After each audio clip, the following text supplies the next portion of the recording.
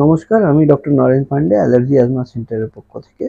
আজকে আমরা অ্যাজমা নিয়ে, হাঁপানির টান অ্যাজমা নিয়ে আলোচনা করব। আপনারা যারা নতুন সাবস্ক্রাইবার, ওনাদের যারা নতুন চ্যানেলে এসেছেন, ওনাদের অনুরোধ করব লাইক, সাবস্ক্রাইব, কমেন্ট, শেয়ার করার জন্য। আর যারা পুরনো বন্ধু আছেন, ওনাদের অশেষ ধন্যবাদ লাইক, সাবস্ক্রাইব, কমেন্ট, শেয়ার করার জন্য। এখনও যদি চ্যানেল না সাবস্ক্রাইব করে থাকেন, তাহলে দয়া করে সাবস্ক্রাইব বোতাম টিপে অল টিপলে সর্বপ্রথম আপনি ভিডিওটা পাবেন। আমরা অ্যাজমা নিয়ে ভাবি। Asthma by definition asthma is a reversible disorder. Reversible disorder কেন বলা হয়? কারণ অ্যাজমা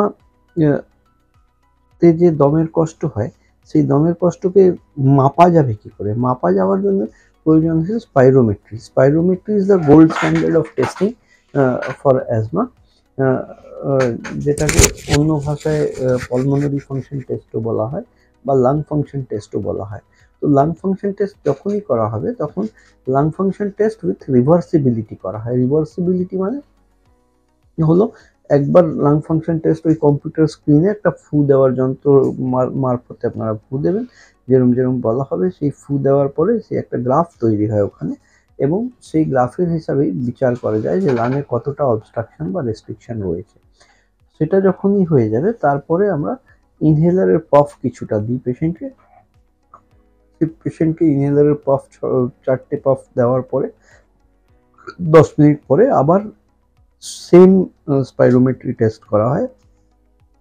সেই টেস্ট করার পরে যখনই দেখা যায় 20% বা 200 ml এর বেশি এয়ার ফ্লো ইনক্রিজ হয়েছে, বেড়েছে, তার মানে লাংয়ের ফাংশনটা আরও বেটার হয়েছে, তাহলে আমরা সেটাকে ধরে নেব যে রিভার্সিবিলিটি হয়েছে।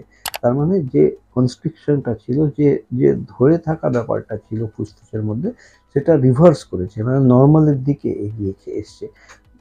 যখনই এই ফেনোমেনন কাজ করবে, রিভার্সিবল হবে, তখন এটাকে অ্যাজমা বলা হবে।